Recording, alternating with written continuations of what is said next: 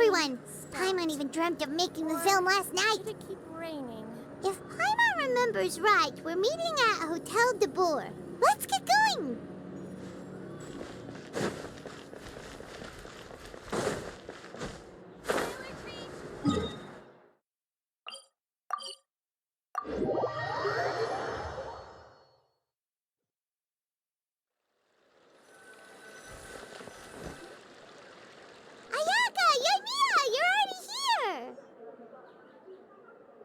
Good morning. Xavier said yesterday afternoon went well. Yeah, and how about you, Ayaka? What were you up to yesterday? After we split up, Ayato went to see Udex Nervillette at the Palais Marmonia. I was originally thinking of going with him, but he said he could manage it himself. He told me to go see the sights around Fontaine and to enjoy the local culture. So I rode the aquabus with Yoimiya and visited the opera house on Aranias Island. Yeah, you wouldn't believe what we saw there!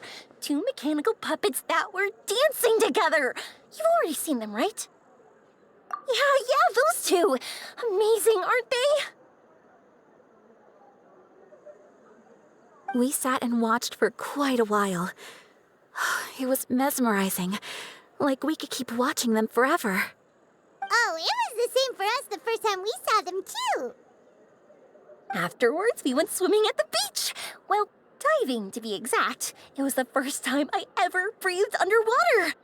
I held Ayaka's hand and we counted down together.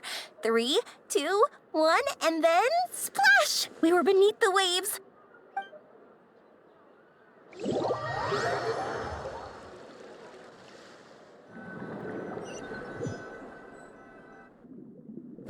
At first, I didn't dare to open my mouth. But once I couldn't hold my breath any longer, I decided to take a big breath in. Turns out the water wasn't as salty as I imagined. It didn't really taste like anything at all. Before I knew it, I was breathing like normal down there. It was an amazing feeling. Ayaka said I was too nervous and needed to loosen my grip. She got used to everything way faster than I did.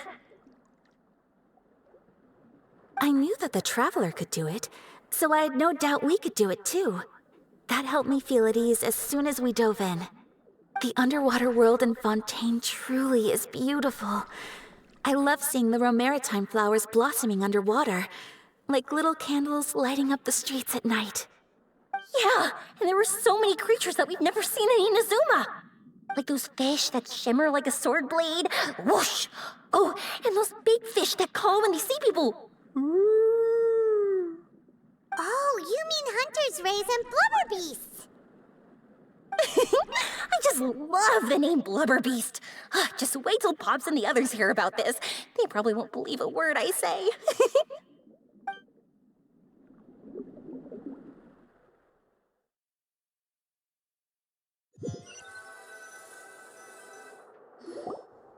Yoimiya was down there for quite a while. It was dark before we finally rode the aquabus back to the city. I figured she'd want to sleep in today. Yeah, even I was worried that I wouldn't be able to get up. I still felt like I was drifting in the waves when I went to sleep last night. But as soon as I woke up today, I remembered that we'd all be shooting a film together, and I was ready to go. Speaking of the film, where's everybody else? My brother and Xavier were speaking to the restaurant owner about using the place as a filming location. They should be here soon. As for the others, We're here. Please excuse my tardiness. I just finished the Special Patrol's 6-mile morning jog. Wait, 6 miles? I'm so tired. I heard you all chatting, so I decided to come down. I sure could use some of that endless energy everyone else has. Good morning, everyone. Morning. Can someone fetch me a cup of coffee? More milk, hold the sugar. Sure, I'd be happy to do that for you. No, you can't go anywhere. Please, have a seat over here so I can get started on your makeup. The last thing I want is coffee stains on my costumes. I can get the coffee. It's the perfect job for an assistant.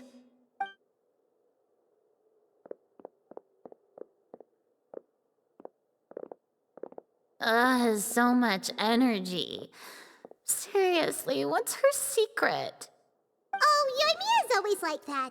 But you sure look exhausted, Furina. It's because you're not used to waking up so early, huh? Of course not. I spent the whole night reading the novel from cover to cover, marking sections that either need to be omitted or adapted. Wow, Paimon didn't expect you to be so thorough. Well, I was the biggest star in all of Fontaine after all. It takes more than just a pretty face to earn a reputation like that. I know how to get serious when the situation calls for it. I went all out when I was acting as an Archon, so why wouldn't I do the same for my own life? Here's your coffee, Director Furina.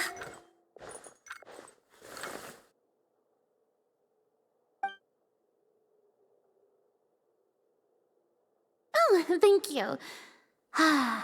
The sound of being called director and the aroma of coffee feels almost as refreshing as hearing the birds chirping in the morning. It seems everyone has managed to arrive on time. We've reached an agreement with the restaurant owner. We are free to use the second floor to shoot our film. Really? That's great! He is really looking forward to our film, and hopes that providing his restaurant as a filming location will attract more customers. Well then, Mr. Xavier, I'll leave the rest to you. Okay, thanks. First, I'd like to introduce our new members. This is our prop manager, Veronique. She'll be in charge of all the film's props and items. And this is Bonneau, our lighting technician. He'll be in charge of lighting and illumination to set up each scene's atmosphere. Wow, sure feels like we have some real professionals joining the crew now. First of all, please allow me to first express my sincerest gratitude to everyone in the crew.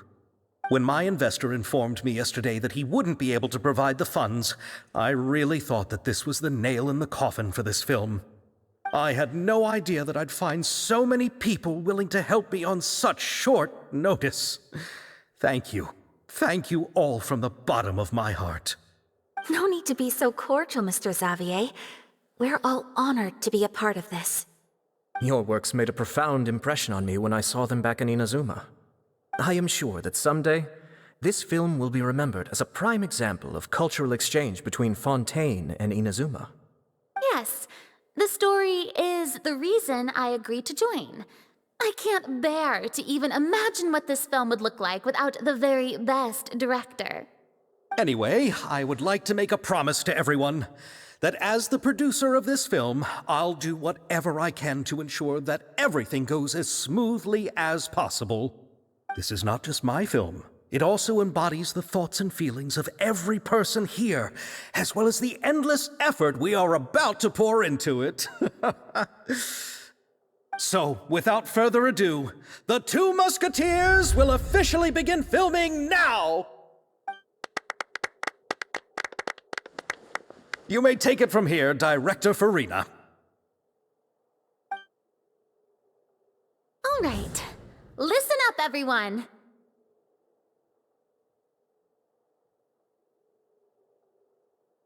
The first scene takes place when the two young musketeers are living at the Baron's home, still unaware of all that is about to happen to them. We'll need props and lighting to set the scene. Our lead actors can go get their makeup done, and extras, please take this time to go over your positions. Whoa, seems Furina's really kicking things into gear as the director. Is everyone clear? I don't want anyone traipsing around the set like umbrella finches. All right, cameras will start rolling as soon as the set is ready. Let's make a film that'll make some serious waves in Fontaine. Not the kind of waves that drown people. I mean, the good kind of waves. Seems like she's still a bit traumatized by that. Anyway, let's go see if there's anything we can do to help.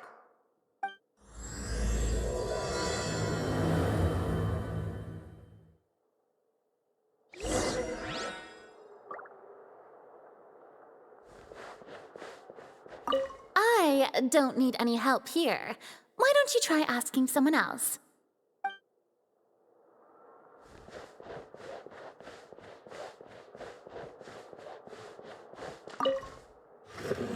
How about here? A little more to the left. You got it. Hey, Yoimiya, do you need a hand? No, I'm fine. You know, doing the lighting is kind of like designing a fireworks show. It's interesting to imagine what kind of atmosphere the lights will create. I heard that the Traveler will be operating the camera and Paimon will be the clapper loader, right? Those roles are just perfect for the two of you. Really? Is that because it'll be easy for Paimon to hold the clapperboard while flying? Well, sure, there's that, but that's not exactly what I meant. I just think that after all your journeys together, you two must have developed a super close bond and just naturally know how to work with each other. If I'm not mistaken, the director will want the cameras rolling as soon as the clapperboard goes clack. Oh, I see. It's amazing to see the magic behind filmmaking. Yoimiya, we need lights over there, too. Oh, on it! I've got to get back to work. Chat with you later. Oh, it's exciting to see so many people working together to bring the film to life. Seems like Yoimiya's really getting into it. But she was right. We do have a super close bond, don't we?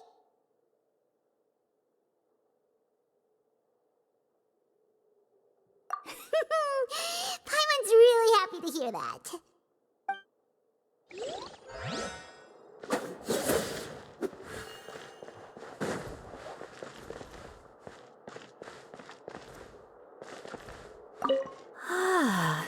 So this is what a musket looks like. Not exactly. I'm so annoyed. So this is what a musket looks like. Not exactly.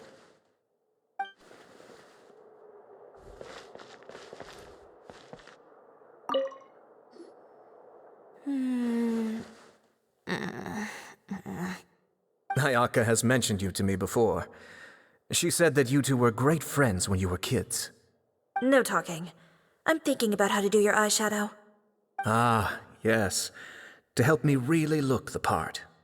To achieve a more young and naive look for this scene. Are you saying the wrinkles around my eyes are too deep? You just have too much of a calculating look in your eyes. You sure don't mince your words. It seems you really haven't changed much. Quiet.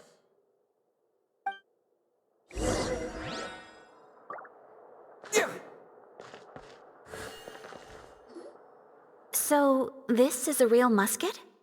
No, it's just a prop weapon. Not bad. Have you seen a real musket before? Only in books and newspapers. I made this one based on the relative shape and proportions I saw in reference images.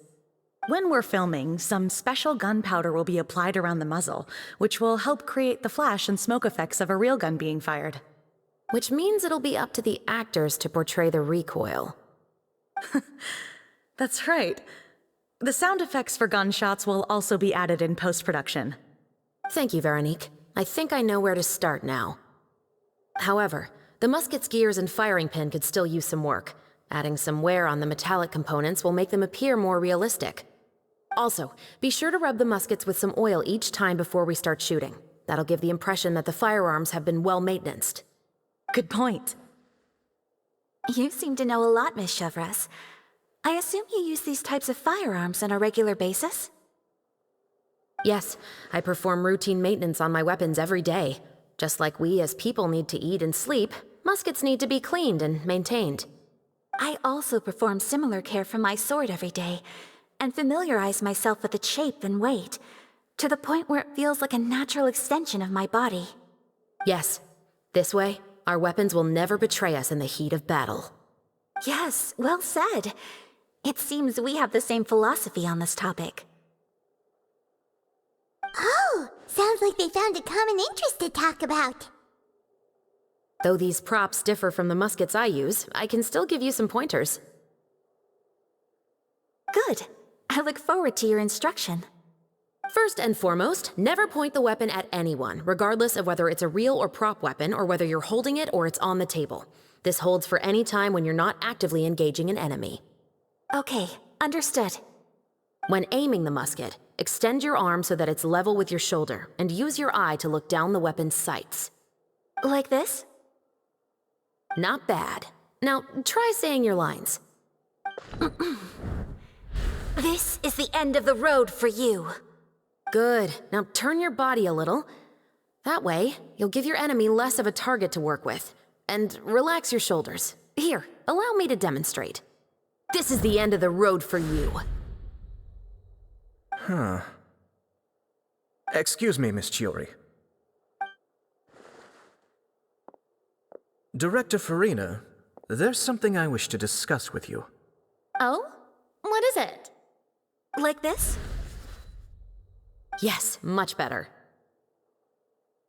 What do you think? I do see your point. But are you sure you wish to do this? I believe it would be most fitting. Well, if you insist.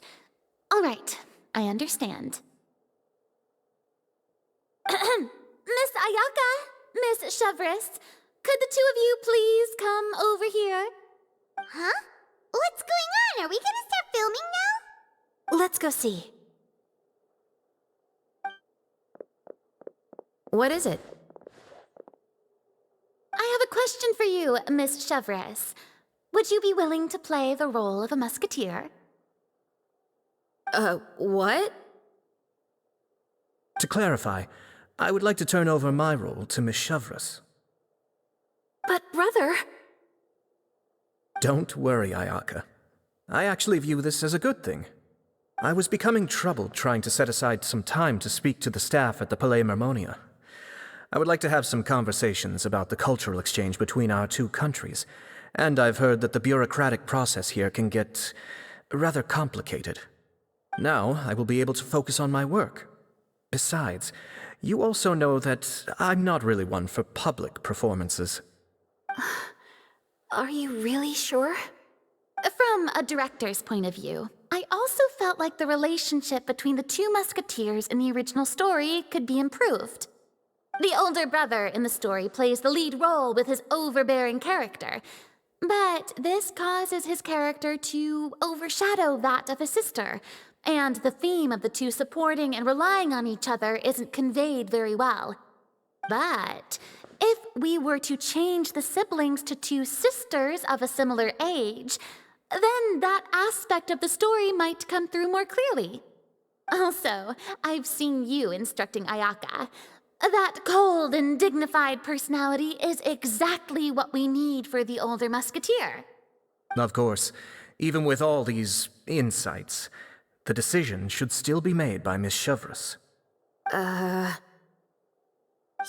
mentioned that she really likes the story, right? Paimon bets that she'll take the role. All right, I'll take the role. Good. It's decided then. I'll get started on making edits to the script. We'll also need to make some immediate adjustments to the lighting, props, and costumes. I have a feeling that our adaptation will be even better than the original story. You're doing a great favor for me, Miss Chevreuse. You have my gratitude. Don't mention it. I like this character, so if anything, I should be the one thanking you. Well, since my brother is the one who brought up the idea, I suppose there's no need to worry. Let's go, Miss Chevreuse. I look forward to working with you. Please, just call me Chevreuse.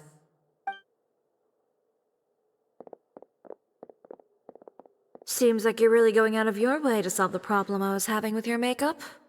Surely you jest, Chiori. I assure you that I was mostly motivated by a desire to spend more time on formal business. Oh, come on. You really think I'd buy that? According to what I've heard from Ayaka, her brother is someone who can juggle 10 different matters at the same time.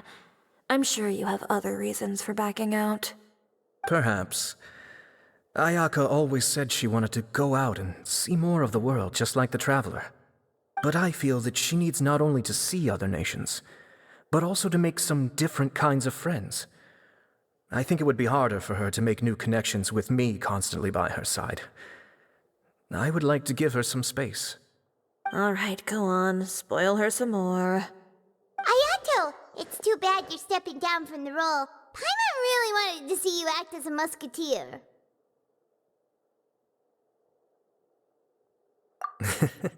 No need to poke fun at me. I'd wager that you also felt that I wasn't the best candidate for the role. It's a little hard for Paimon to imagine you saying those lines. Yes, I've made an appointment to meet some people from the Palais Mermonia. Now, I will have some more time to prepare. Traveler, get the camera ready. Paimon, get the clapperboard. Actors, to your positions. We're about to start shooting the first scene. Go on now. And please take good care of Ayaka. Yep, don't worry.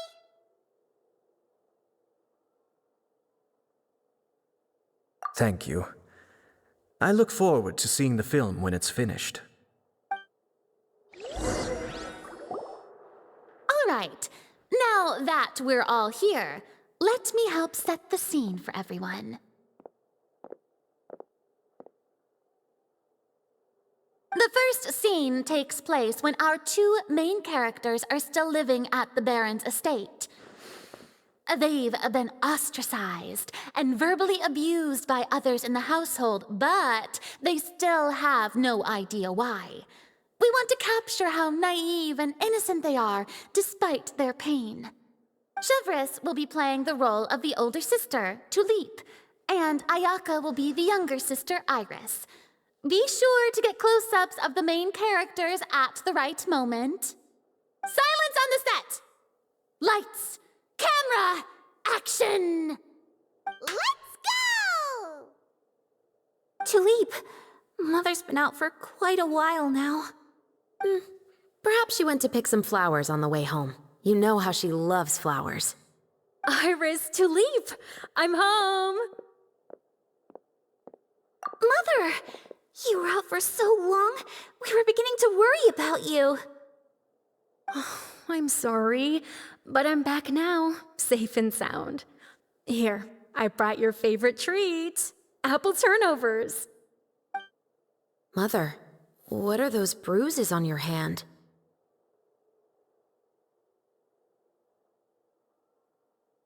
Huh? What bruises? Oh, I must have bumped into something while I was working yesterday.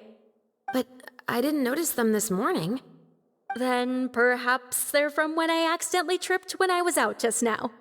By the way, did you have fun playing at home? What's the matter, Iris?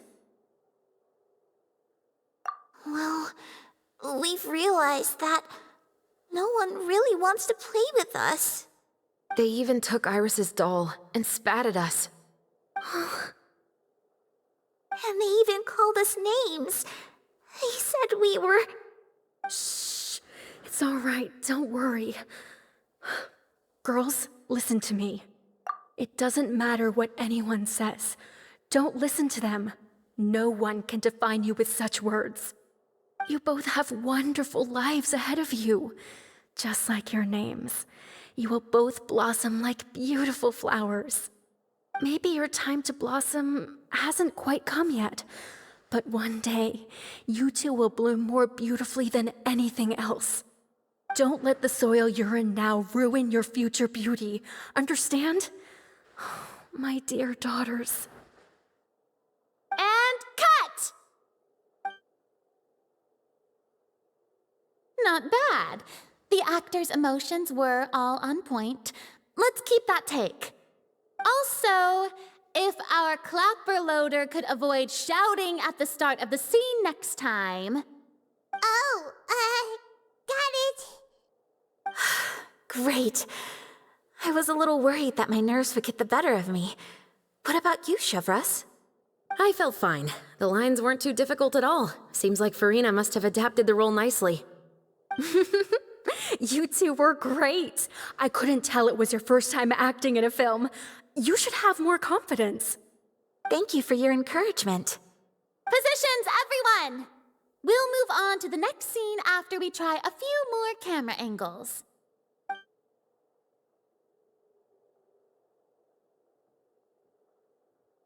This scene is when our two characters return home, only to discover their mother has been murdered. Ready? Lights! Camera! Action! Mother, we're back! Mother?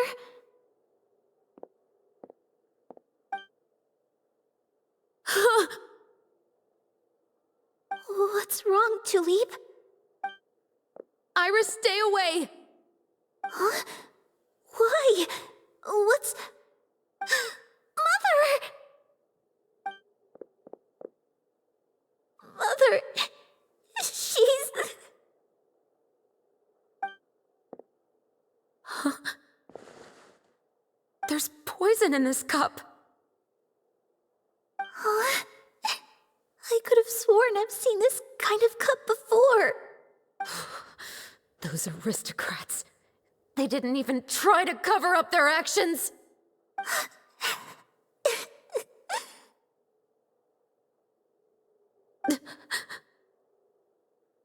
Iris, we need to leave this place. Leave? But now that Mother is gone, where can we even go? Anywhere. All I know is that we can't stay in this house. But are we just going to let them get away with this? We'll have our revenge, I promise you. Just not right now.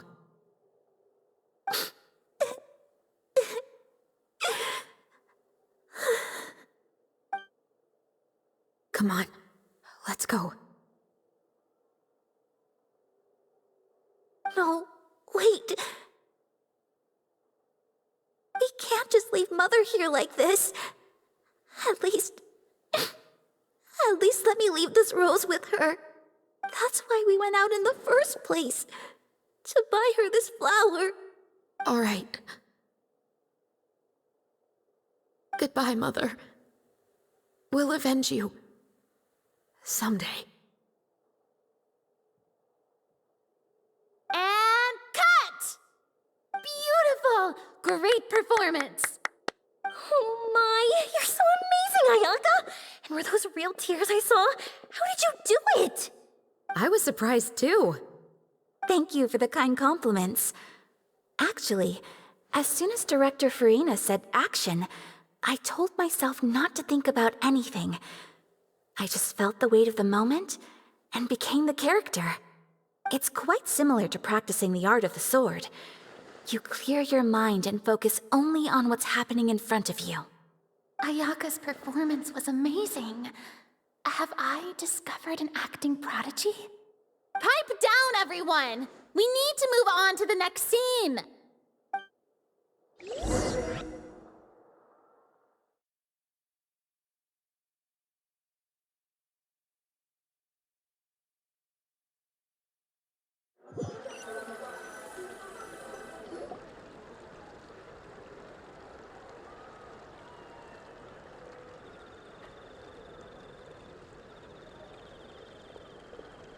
Huh? Are we done already? But Paimon wants to keep playing with the clapperboard. How do you feel, Traveler? Is your arm sore from holding the camera all day? Good work, you two. You too, Chevreuse. You were quite the actress today. I've read this novel many times before. I have a good grasp of my character's mindset. Anyway, do you remember my request from yesterday? Oh, right! We were having so much fun that Paimon nearly forgot. You have a case where the murders seem really similar to the cases in the novel, right? So, how are they similar exactly? In the story, the main characters grow up to become two musketeers, always using their guns to carry out their revenge. And on each of the victims, they place a rainbow rose as a signal that they've returned. Yes, that's correct. We found rainbow roses just like in the novel. Seems like you're connecting the dots now. Oh, that does sound pretty concerning. Especially after seeing the script today. Oh, now Paimon can't stop wondering what kind of ulterior motive the murderer might have. What do you think, Traveler? You're smart. Paimon wants to hear your thoughts.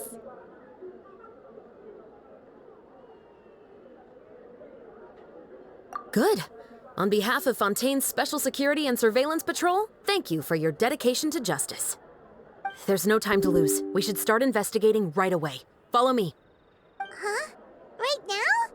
But we just got done filming all day. Paimon's so tired. The most valuable intel always comes after nightfall. They are like small, remote islands in the middle of the sea. If you don't stay vigilant, you will pass right by them in the fog.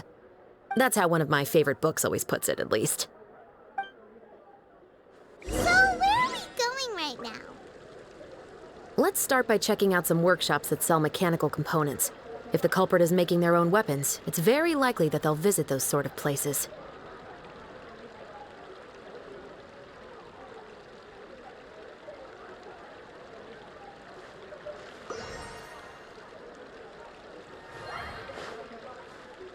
We cannot just rely on the ocean's self-cleaning ability.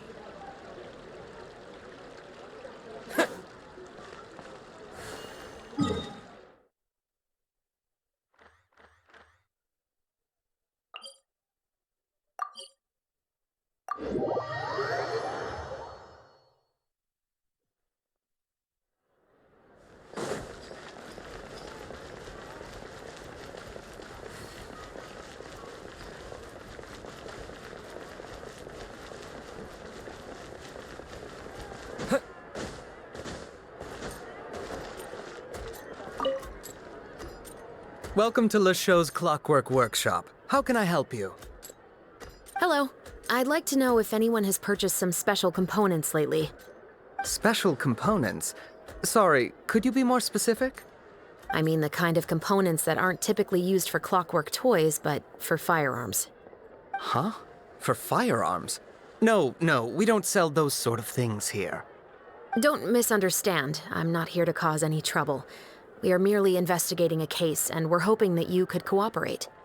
Well, to be completely honest, I'm not even sure what kind of components that would entail.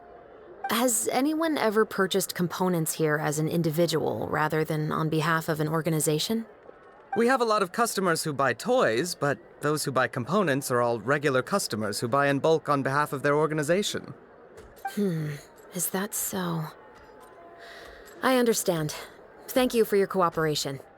You're welcome. It's the least I can do.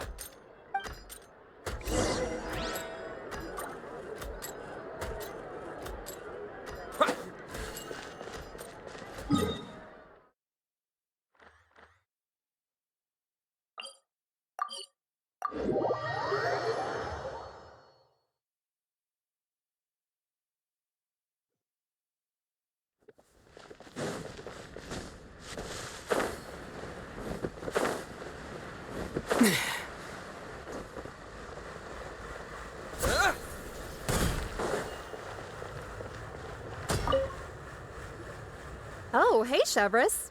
Run out of oil for your musket again? Hello, Estelle. I want to know if anyone has come to your shop recently to order some firearm components. Oh, is this another case? Let me think. I don't think so. Some people have requested that I make some prop guns for the Fontaine Film Festival, but I refused all of those requests. Oh? Why's that? Because there's no profit! I only make things here that can do some real heavy lifting. I don't have the energy to make some new molds just for the festival. Then has anybody come specifically looking for mechanical components? Well, I usually sell off my scrap to the Fleuve Cendre. I don't typically give them to one specific person. I understand. Thanks for your cooperation. Don't mention it. Always happy to have the Musketeers' patronage. Seems like we haven't found any leads to go off yet. Yeah, unfortunately. All right. Let's head to Fliv Sandra next. Huh? Are you sure? People might not be so thrilled to see the captain of the special patrol there. You think so, huh? Then I guess you don't know. Huh? Know what? That I grew up in Fliv Sandra.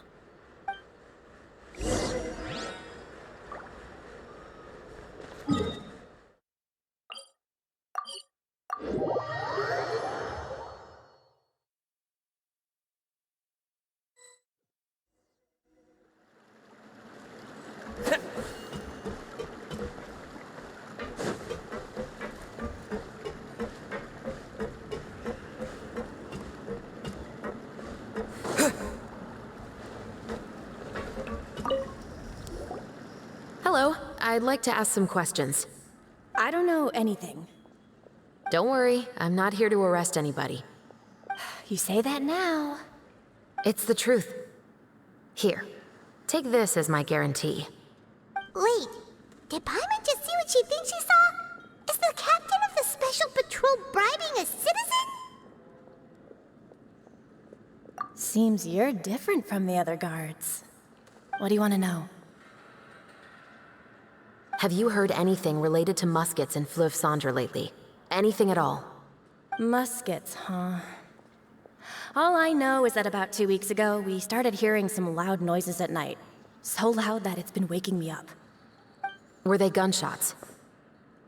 Possibly. It's hard to tell around here. Someone's house collapsing, a pipe exploding somewhere, it's all the same. But the noises I'm talking about definitely happened after I fell asleep.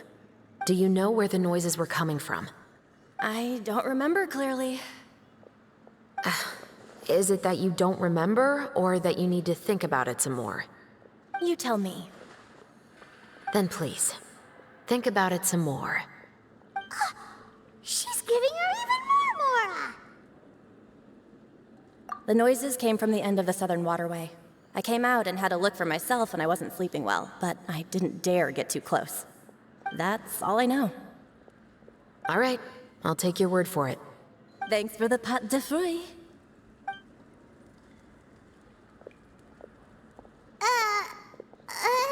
No need to be surprised. I grew up here, remember? I know how to get people around here to talk. Seems you catch on pretty quick. Now then, let's keep going.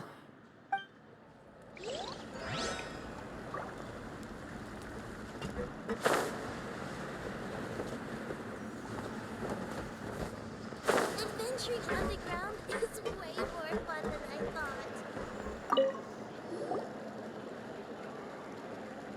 It's been a while, Tetro.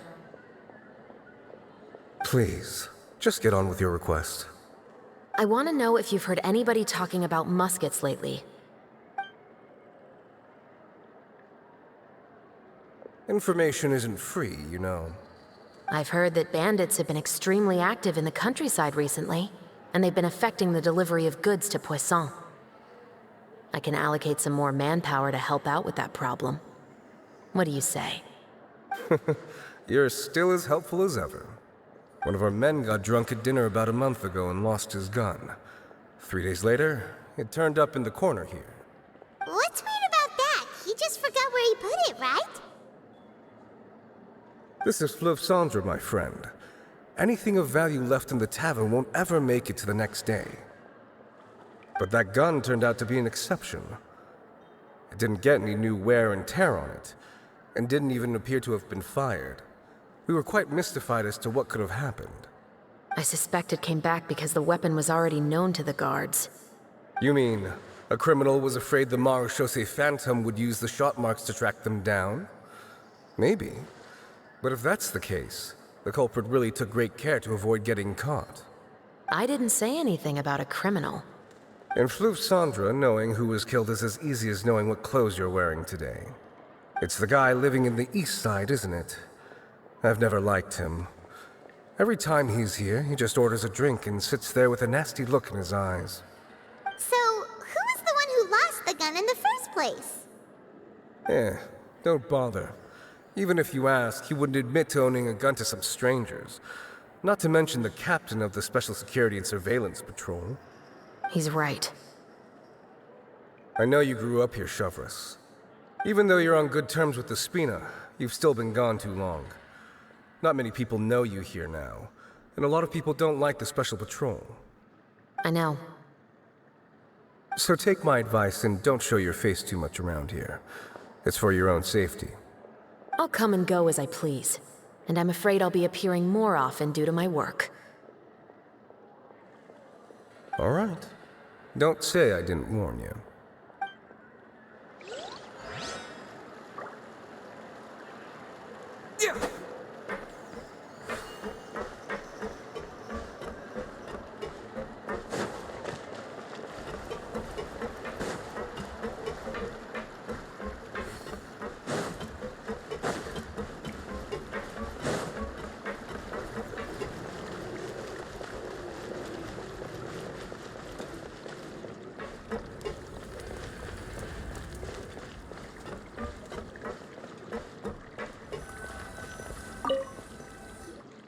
What's all this? Some broken planks and barrels, as well as some liquor bottles? Yes, but have a closer look, Paimon. Even though somebody has purposefully tried to clean them up, these are obviously marks from musket bullets. In other words, someone was here trying to improve their shot. They were using the barrels and bottles for target practice. Could it have been the killer? Your guess is as good as mine. Although many people at Fleuve Cendres own guns, few hide the fact from others. And even fewer would go to such lengths to hide markings from practice shots. Anyway, let's go. There might be more to this.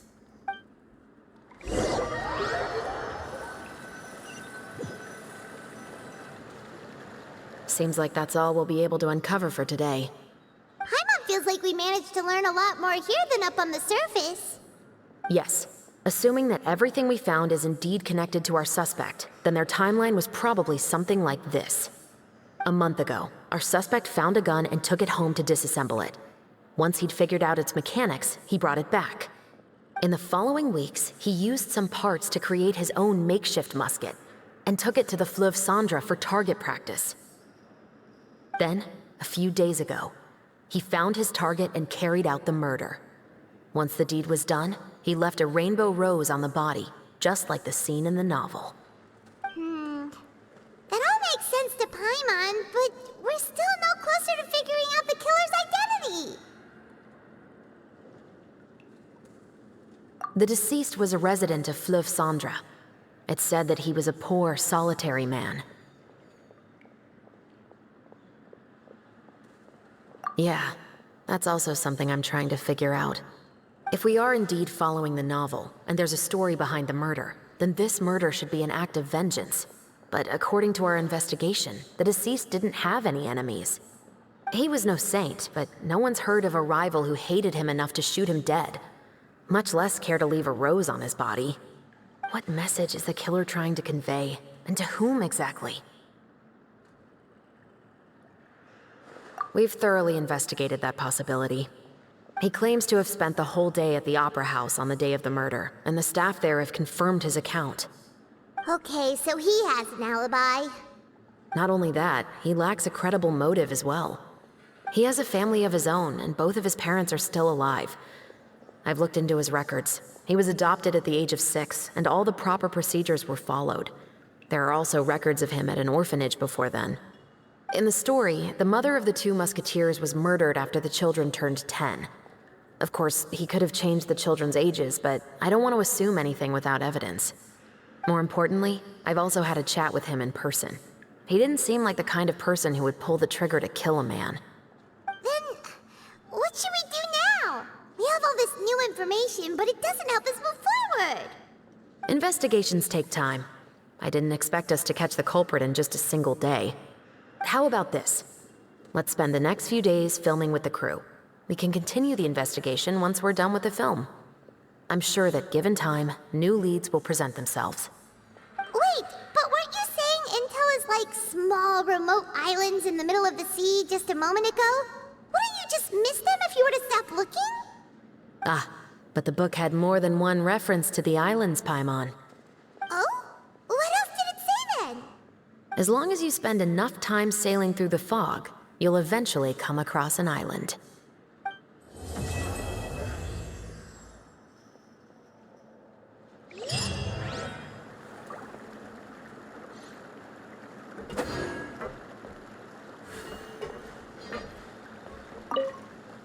What?